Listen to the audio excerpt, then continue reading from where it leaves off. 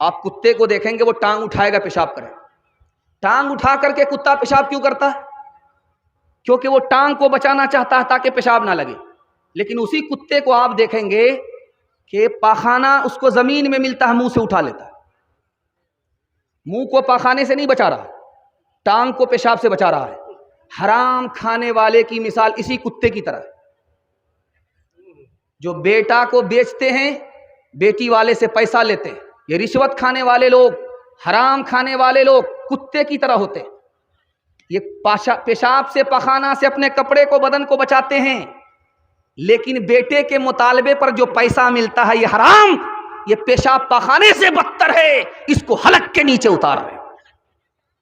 انصاف سے بتائیے یہ پیسہ کس کو ملا؟ بیٹی داماد کو. یہ گاڑی کس کو ملی؟ بیٹی داماد کو. یہ سامان کس کو ملا؟ بیٹی داماد کو. اس بانر باپ کو کیا ملا؟ نانا کی ہنڈی. یہ دوسرے کی دنیا بنا رہا ہے، اپنی آخرت برباد کر رہا ہے. ایک مثال ہے، پیغام کو ختم کر رہا ہوں، دھیان سے سنیے گا. حلال کمائیے، حساب سے خرچ کیجئے. میں گارنٹی لیتا ہوں اللہ جو دے دے گا آپ کو دنیا نہیں دے سکتی، مالا مال کر دے گا، کسی کا محتاج نہیں رکھے گا. یاد رکھو، میں اپنے جوانوں سے کہتا ہوں، مکیش امبانی دنیا کا تیسرا ارب پتی ہے. اس نے کہا کہ مالدار ہونے کے لیے ڈاکٹر ہونا ضروری نہیں ہے، انجینئر ہونا ضروری نہیں ہے، پروفیسر ہونا ضروری نہیں ہے. خود مکیش امبانی نہ ڈاکٹر ہے، نہ انجینئر ہے، نہ پروفیسر ہے، کچھ نہیں ہے. لیکن اس کی کمپنی میں 30,000 ڈاکٹر ہے، 30,000 انجینئر ہے، 30,000 پروفیسر ہے. اس نے کہا مالدار ہونے کے لیے ڈاکٹر ہونا ضروری نہیں ہے، مالدار ہونے کے لیے اتنا ضروری ہے کہ آدمی کو وقت برباد ہونے سے بچا لے. آدمی وقت کو برباد ہونے سے بچا لے، اس سے بڑھ کر کے کوئی مقدر کا سکندر نہیں ہو سکتا. دنیا اس کے پیچھے ہوگی، دنیا اس کو پیچھے نہیں کر سکتی. بیٹا کی شادی ہو رہی ہے، بیٹی والے سے باپ کہہ رہا ہے، بیٹی والے سے بیٹا کا باپ کہہ رہا ہے 200 باراتی آئیں گے. جب گنتی ہوئی تو 420 نکلے. وہ 420 کا جو اضافہ ہوا وہ سب بچے تھے. تو اب بیٹی والے نے کہا کہ آپ نے کہا تھا 200، یہاں آپ 420 لے کر کے آئے. کہا وہ بچے، تو کیا یہ بچے بن باپ کے ہیں؟ آپ نے 200 کا اضافہ کر دیا، 420. کھلانا تھا تو اپنے گھر پر بٹھا کر کے کھلاتے. حلوائی کی دکان، نانا جی کا فاتحہ. دھیان سے رکھیے گا، آج شادی اتنی مہنگی ہو چکی ہے، اتنی مہنگی ہو چکی ہے کہ اب کچھ اور ہو رہا ہے. مسلمان لڑکا غیر مسلم کو لے کر کے بھاگ نہیں رہا ہے، غیر مسلم لڑکا مسلمان لڑکی کو لے کر کے بھاگ نہیں رہا ہے، بلکہ مسلمان لڑکی غیر مسلم کو لے کر کے بھاگ رہی ہے. جانتے ہیں ایک سال میں کتنی مسلمان کی لڑکی غیر مسلم لڑکے کو لے کر کے بھاگی؟ 3 لاکھ کی تعداد.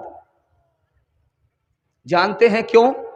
اس کی وجہ یہ ہے، غریب بچوں کے لیے جوانی کے دہلیز پر پہنچنے کے بعد رشتہ بغیر پیسے کے نہیں آ رہا ہے.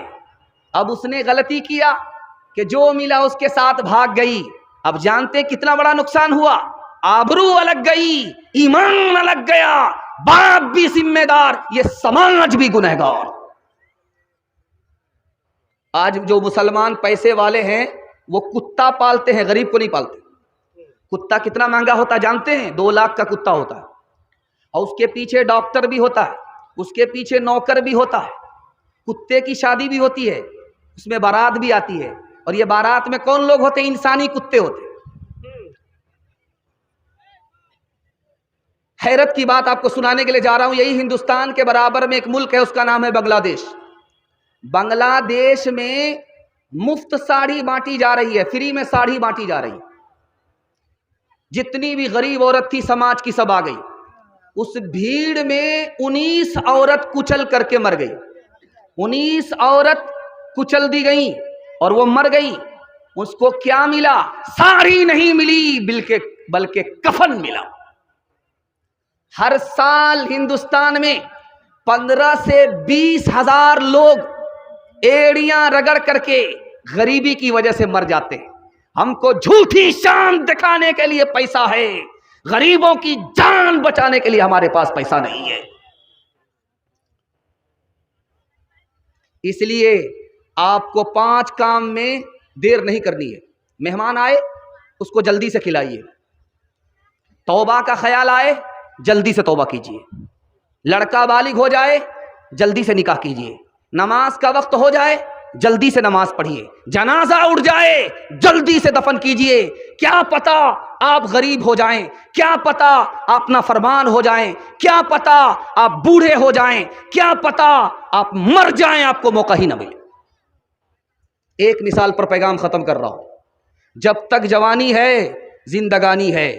جوانی کو آپ نے اللہ کی عبادت میں لگا دیا, رسول کے اطاعت میں لگا دیا, خدمت میں لگا دیا, تو دین دنیا دونوں کی بھلائی سے اللہ آپ کو مالا مال فرمائے.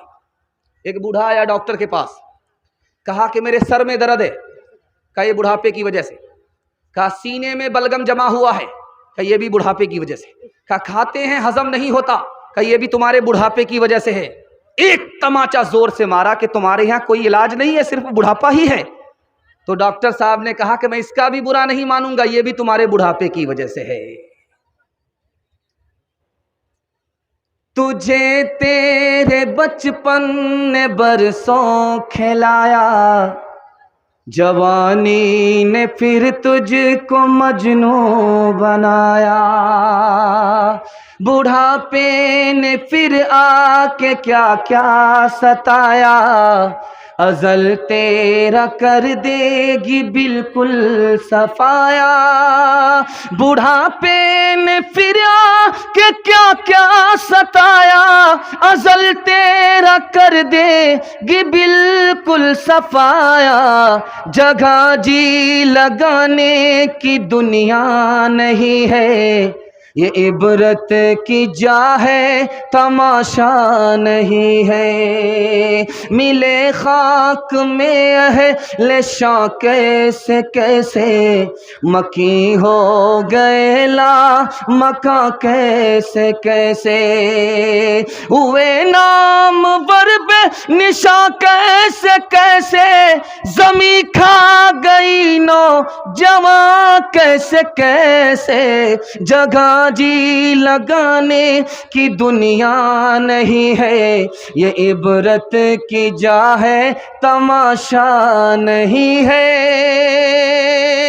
برابر آپ کو لوگ کہہ رہے ہیں کہ آپ اس طرح سن رہے ہیں جیسے پتھر ہیں, لیکن میں محسوس کر رہا ہوں کہ آپ کو روحانی طاقت نے پتھر بنا دیا ہے. کہ بیٹی کے اوپر پیغام آیا, باپ نے کہا قبول کر لو, تو پہلی بیٹی نے کہا میں قبول نہیں کروں گی, یہ باہر کا آدمی ہے, قریب کا آدمی نہیں ہے, یہ میرے باپ کو بھی نہیں جانتا, میں اس کو بھی نہیں جانتی, اور یہ آدمی میری غلطی کو معاف نہیں کرے گا, مجھ کو طلاق دے دے گا, مجھ کو اس کا رشتہ منظور نہیں ہے. تو باپ نے دوسری بیٹی سے کہا کہ بیٹی اس کا رشتہ منظور کر لو. تو دوسری بیٹی نے کہا کہ میرے اندر تو کوئی کمال ہی نہیں ہے, عیب ہی ہے, مجھ کو یہ معاف نہیں کرے گا, مجھ کو اس کا رشتہ منظور نہیں ہے. تیسری بیٹی سے کہا کہ بیٹی تم قبول کر لو.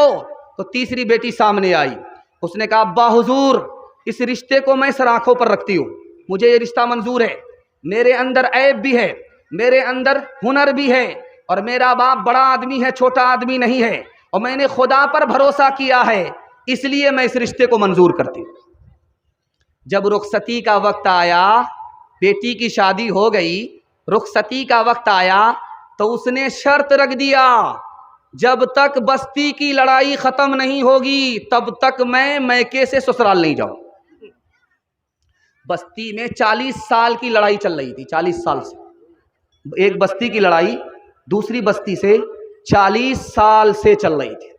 اس لڑکی نے شرط رکھ دیا میں اسی شرط پر جاؤں گی جب 2 بستی کی لڑائی جو 40 سال سے چل رہی ہے ختم ہوگی. اب اس کا شوہر سوچتا ہے یار یہ لڑائی جاری رہے گی تو میری بیوی تو رخصت ہو کر کے آئے گی ہی نہیں.